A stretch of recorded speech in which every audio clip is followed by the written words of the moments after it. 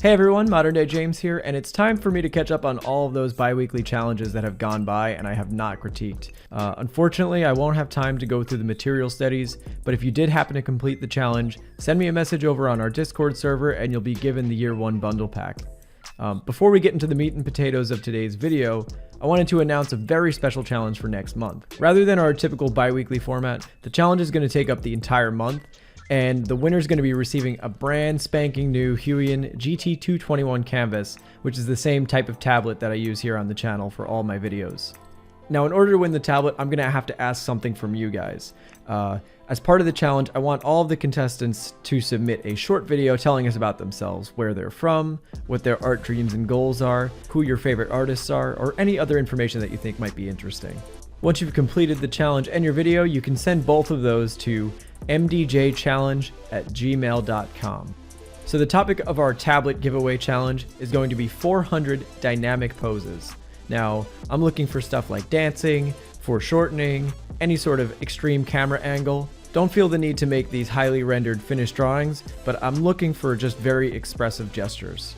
Even though this is certainly a high stakes challenge, I want you to remember that this challenge is about pushing your skills to the limit.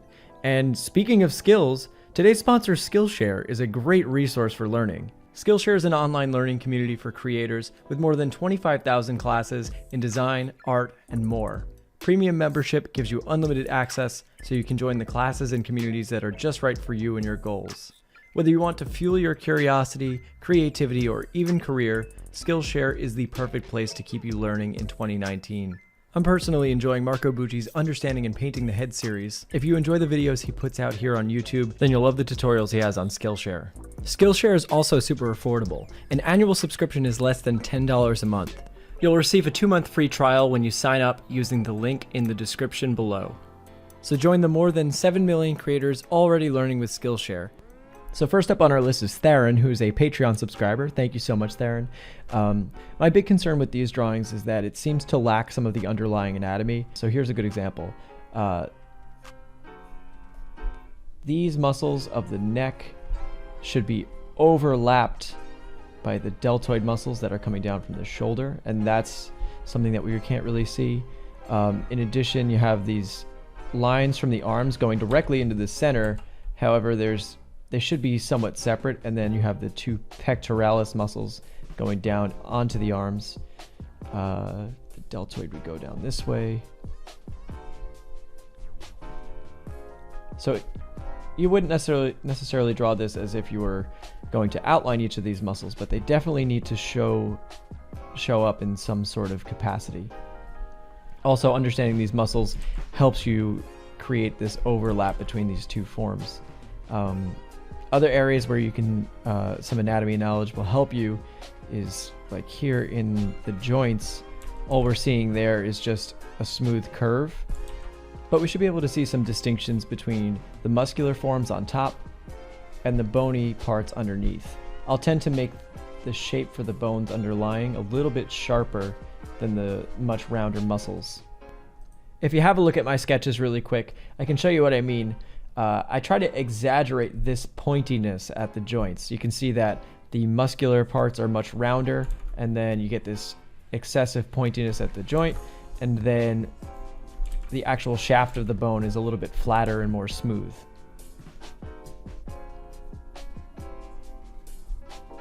Now again, you don't want to draw an outline for each muscle, but you will see some sort of shading and change in value for those underlying forms.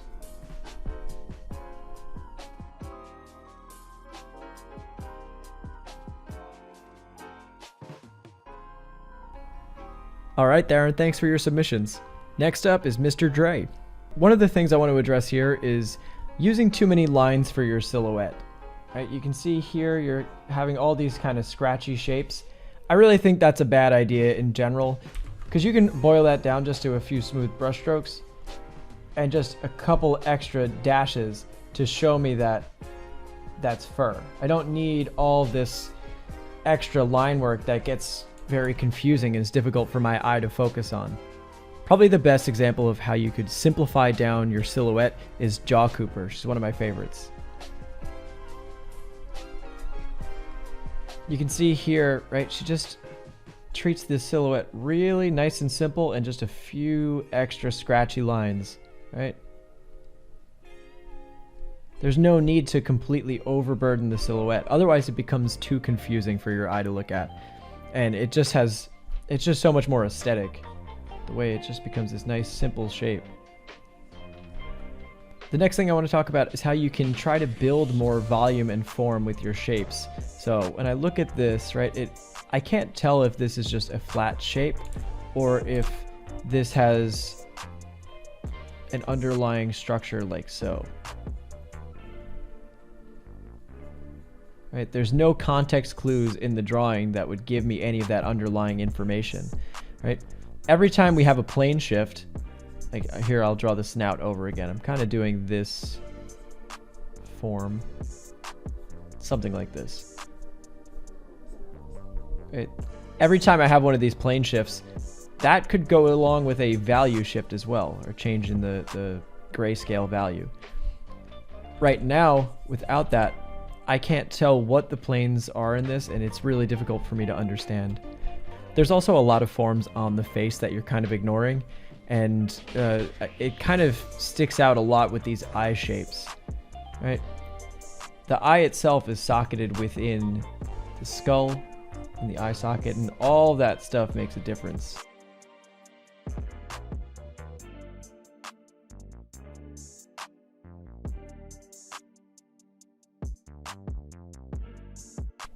All right, and if I was to do a cross section of that,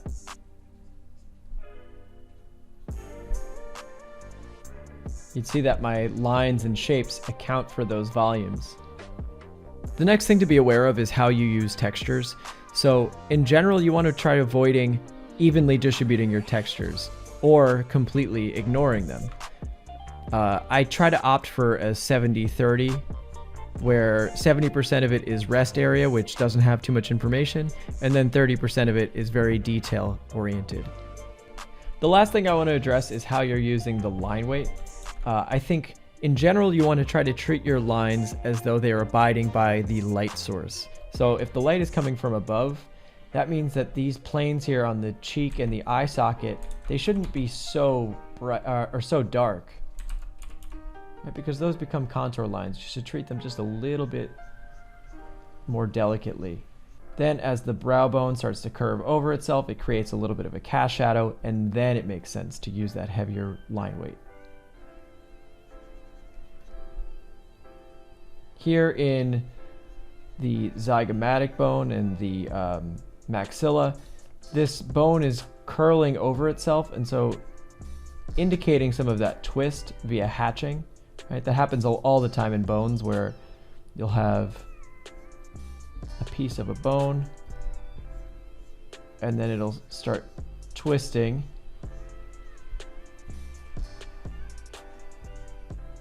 and it'll overlap itself.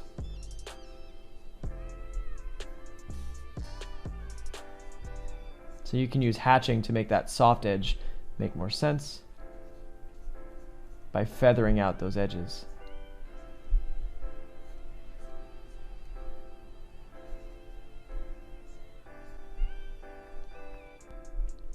Thanks so much, Mr. Dre, for submitting your work. Next up is Vignesh and Tofu Gore. You guys kind of have a similar thing that I wanted to address, which is the lack of interior line work, or any line work that occurs inside the body of the animal. Vignesh, you're sort of doing that here, and you're doing a great job of that with the scapula and the upper leg. Tofu Gore, you're kind of doing the same thing as well, but there's no texturing or any indication of roundness or texture in here. To try to show you what I mean, I'm going to go back to my sketches here, and I want you guys to remember that lines can mean all sorts of things. They can mean textures, they could mean the silhouette of an object or a person or animal, they could mean a group of value, it could mean all sorts of things. You can see that on this dog's snout, I'm using my lines to indicate a darker local value, whereas these larger black shapes are used to indicate a light source and to give it a cast shadow. I use some of this diagonal hatching to also create an area that's in shadow. Let's see what else. These lines that are here on the fur on the neck, Those lines not only indicate the flow of the hair, but feathering them out creates a bit of a soft edge as well. Right, so play around with different types of line work, look at the way other artists do, and try to emulate that in your own. Thank you both so much for submitting your work. We still have until November 1st until the end of the challenge, so I won't be announcing a winner today, so keep at these sketches. Anyway, thank you guys so much for watching this video, and if you enjoyed that, please click like and subscribe with notifications on, and consider supporting us on Patreon. Thank you guys very much, and I'll see you again in the next video. Take care.